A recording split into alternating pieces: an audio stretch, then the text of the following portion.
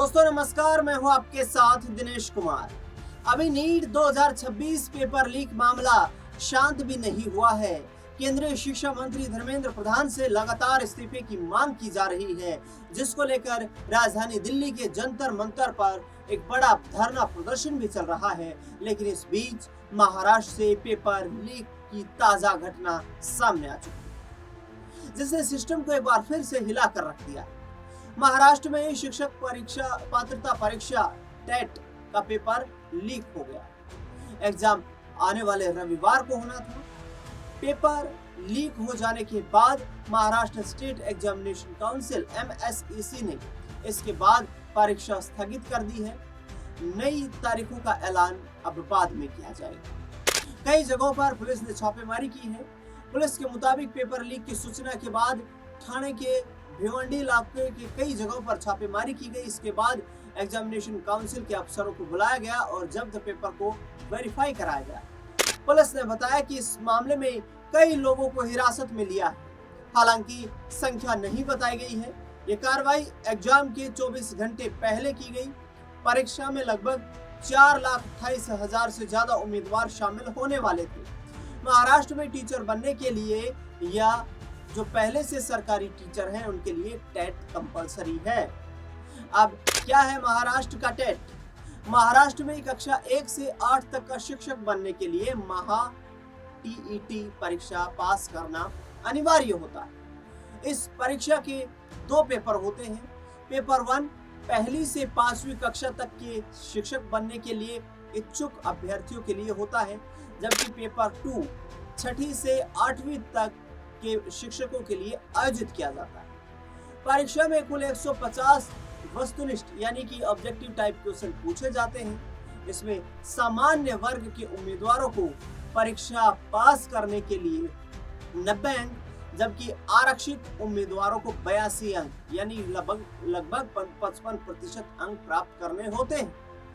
हर वर्ष इस परीक्षा में लगभग 3 से 4.5 लाख उम्मीदवार शामिल होते हैं, लेकिन पेपर के कठिन स्तर के कारण केवल 4 से 8% अभ्यर्थी ही सफल हो पाते हैं। हालांकि महाटेट पास करने से सीधे सरकारी नौकरी नहीं मिलती, बल्कि यह केवल एक एलिजिबिलिटी यानी कि पात्रता सर्टिफिकेट प्रदान करता है। स्थायी सरकारी शिक्षक की नौकरी पाने के लिए उम्मीदवारों को इसके बाद TAIT teacher aptitude and intelligence test नामक एक अन्य प्रतियोगी परीक्षा भी उत्तीर्ण करनी होती। पेपर आयोजन की कुछ ऐसी थी तैयारियां। बड़े इंतजाम के बाद भी पेपर लीक हो जाने से अभ्यर्थियों में निराशा का माहौल। संपूर्ण महाराष्ट्र में 1729 सेंटर पर यह परीक्षा होने वाली थी। 18,000 AI आधारित CCTV कैमरे लगाए गए थे। हर केंद्र की निगरानी राज्य और जिला कंट्रोल रूम से होनी थी। उम्मीदवारों के लिए बायोमेट्रिक और फेस रिकॉग्निशन की व्यवस्था की गई थी। मेटल डिटेक्टर से जांच की जानी थी। मोबाइल, स्मार्ट वॉच और अन्य इलेक्ट्रॉनिक डिवाइस पर रोक लगाई गई थी। परीक्षा केंद्र में प्रवेश के लिए आधार, पैन कार्ड, वोटर ID या ड्राइविंग लाइसेंस जैसे पहचान पत्र जरूरी थे। इससे पहले भी नीट और यूपी पुलिस का पेपर जो है वो लीक हो चुका है। ऐसे में विशेष तैयारियां की गई। पिछले 5 साल में देश में 10 बड़े पेपर लीक के मामले सामने आए हैं। इसमें Rajasthan REET, UP police constable परीक्षा और हाल में मई 2026 में हुए नीट UG जैसे बड़े एग्जाम शामिल। अब पिछले 5 साल में ये कई जो घटनाएं सामने आई। 5 वर्षों में देश की कई बड़ी भर्ती और प्रवेश परीक्षाओं में पेपर लीक की घटनाएं सामने आई। इनमें सबसे ताजा मामला जून 2026 में महाराष्ट्र टेट परीक्षा का है।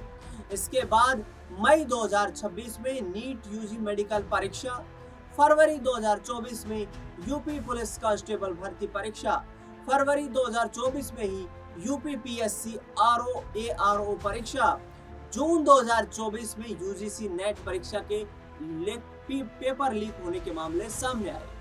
इसके अलावा फरवरी 2023 में उत्तराखंड पटवारी लेखपाल भर्ती परीक्षा, मई 2022 में BPSC 67वीं संयुक्त प्रतियोगी परीक्षा, दिसंबर 2022 में गुजरात जूनियर क्लर्क भर्ती परीक्षा, सितंबर 2021 में राजस्थान रीट शिक्षक भर्ती परीक्षा और दिसंबर 2021 में यूपी टेट परीक्षा भी पेपर लीक विवादों में रही थी। इन लगातार सामने आए मामलों ने देश की भर्ती और प्रवेश परीक्षा प्रणाली की पारदर्शिता और विश्वसनीयता पर गंभीर सवाल खड़े किए। अब क्या है टेट का एग्जाम? टीचर एलिजिबिलिटी टेस्ट यानी कि टेट एक राष्ट्रीय स्तर की पात्रता परीक्षा है जो यह तय करती है कि कोई अभ्यर्थी प्राथमिक और उच्च प्राथमिक कक्षाओं 1 से 8 तक में टीचर बनने के लिए योग्य है या फिर नहीं। इस परीक्षा को national council for teacher education NCTE ने 2010 में अनिवार्य कर दिया था। केंद्र सेंट्रल टेट और राज्य स्टेट टेट इसको करवाते हैं।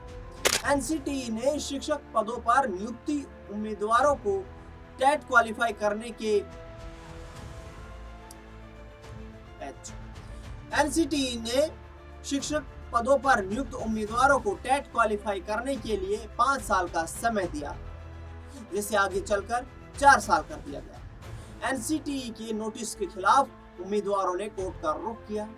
मद्रास हाईकोर्ट बेंच ने जून 2025 में कहा कि जिन शिक्षकों की नियुक्ति 29 जुलाई 2011 से पहले हुई थी, उन्हें सेवा में बने रहने के लिए टेट पास करने के लिए बाध्यता नहीं है, लेकिन पदोन्नति के लिए टेट पास करना अनिवार्य रहेगा। बाद में यह मामला अलग अलग राज्यों से सुप्रीम कोर्ट पहुंचा।